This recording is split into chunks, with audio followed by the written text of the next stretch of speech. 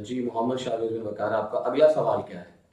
بابا جان، کچھ لوگ راشن دے رہے ہوتے ہیں پر سیلفی ساتھ کھنچاتے ہیں کہ یار کیا یہ صحیح ہے کہ غلط ہے؟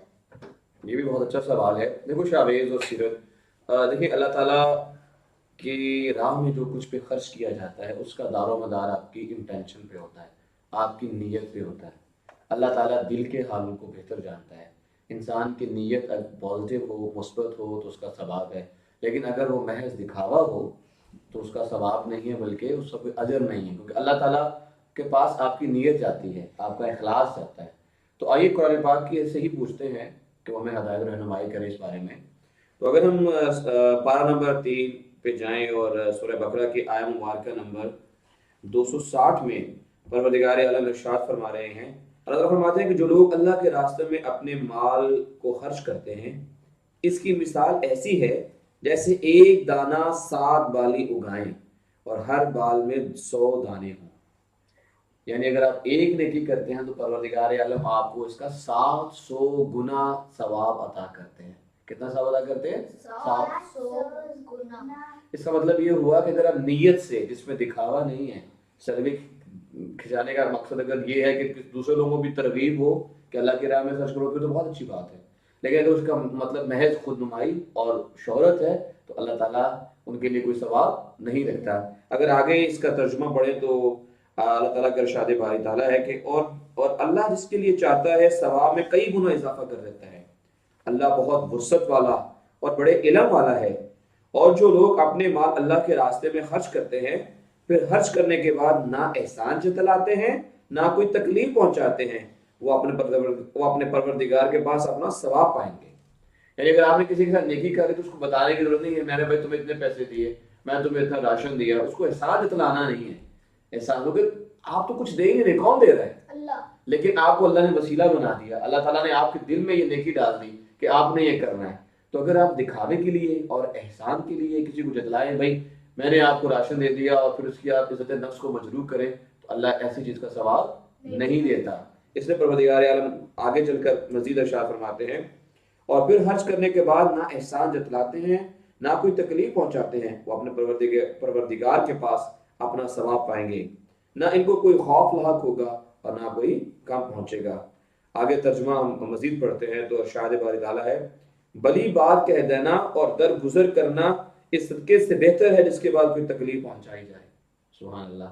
اگر آپ کسی کو صدقہ دیتے ہیں، صدقے کے طور پر کوئی مال، کوئی دولت، کوئی چیز دیتے ہیں، لیکن آپ اس کو جتا بھی دیتے ہیں کہ بھائی میں نے تمہارے لیے بڑا کچھ کیا، تو پروردگار فرماتے ہیں کہ اگر آپ اچھی بات کہتے ہیں تو وہ زیادہ بہتر ہے بجائے کہ آپ مال دیں۔ اگر آپ اچھی بات بھی پہنچاتے ہیں تو یہ بھی ایک صدقہ ہے، اور اچھی بات کرنا بھی، نیکی کی بات کرنا بھی کیا ہے؟ صدقہ ہے۔ تو بجائے آپ اس طرح کریں کہ کسی سے نیکی کر کے اس کو جتائیں، آپ اچھی بات کہہ دیں تو یہ بھی کافی ہے۔ تو اس سے ایک اور بات بھی ہے، اگر آپ کے پاس اتنی طاقت نہیں کہ کسی کی مدد کر سکیں، اگر آپ کسی کی اچھی رہنمائی کر دیتے ہیں، اچھی بات بھی کہہ دیتے ہیں، اس کو حوصلہ بھی دے دیتے ہیں، تو تب بھی آپ صدقہ جو ہے وہ دے رہے ہیں، صدقہ کر رہے ہیں۔ پھر آگے جا کے سیرت بات ہوتی ہے، اللہ بڑا بے نیاز اور بڑا بردبار ہے۔ اے ایمان والو، اپنے صدقات کو احسان جتا کر اور تکلیف پہنچا کر اس شخص کی طرح ضائع مت کرو جو اپنا مال لوگوں کو دکھانے کے لیے خرچ کرتا ہے۔ اللہ اکبر۔ تو اللہ خود کہہ رہا ہے کہ اپنے مال اور اپنے ثواب کو ضائع مت کرو جو صرف دکھاوے کے لیے، وہ آپ اپنے آپ کو ضائع کر رہے ہو، اپنے مال کو بھی اور اس ثواب کو بھی اور اپنے عمل کو بھی ضائع کر رہے ہو اگر آپ دکھاوے کے لیے کرتے ہو۔ اور اللہ اور یوم آخرت پر ایمان نہیں رکھتا، ایسا شخص اصل میں اللہ اور یوم آخرت پر ایمان نہیں رکھتا، کیونکہ تمام تر طاقتیں، تمام تر دولت کس سے ملتی ہے؟ اللہ تعالیٰ سے ملتی ہے۔ پھر آگے جا کے ایک مثال دی جاتی ہے، چنانچہ اس کی مثال ایسی ہے جیسے ایک چیکنی چٹان پر مٹی جمی ہو اور پھر اس پر زور کی بارش پڑے اور مٹی کو بہا کر چٹان دوبارہ چکنا چور بنا ڈالے۔ ایسے لوگ جو کمائی ہوتی ہے وہ ذرا بھی ان کے ہاتھ نہیں لگتی، اور اللہ کافروں کو ہدایت نہیں دیتا۔ پھر ایسے آگے ارشاد ہوتا ہے، اور جو لوگ اپنا مال اللہ کی خوشنودی کے لیے، اللہ کی خوشی کے لیے خرچ کرتے ہیں، وہ اپنے آپ میں پختگی پیدا کرنے کے لیے خرچ کرتے ہیں، اور ان کی مثال ایسی ہے، یعنی اگر آپ خرچ کر رہے ہو تو احسان نہیں کر رہے ہو بلکہ انسان خود طاقتور ہو رہا ہوتا ہے۔ اس کی مثال اللہ آگے اس طرح دے رہا ہے کہ اس کی مثال ایسی ہے جیسے ایک باغ کسی ٹیلے پر واقع ہو اور اس پر زور کی بارش ہو تو وہ دگنا پھل دے کر آئے، اگر اس پر زور کی بارش نہ بھی پڑے تو ہلکی فوار بھی اس کے لیے کافی ہے، اور اور تم جو عمل بھی کرتے ہو اللہ اس سے خوب اچھی طرح دیکھتا ہے۔ رسول اللہ بھی فرماتے ہیں کہ اگر آپ کسی کی مدد کرتے ہو تو اس طرح مدد کرو کہ تمہارا دینے والا اوپر والا ہاتھ اور نیچے والے ہاتھ کو بھی خبر نہ ہو، اس طرح کسی کی مدد فرما دو۔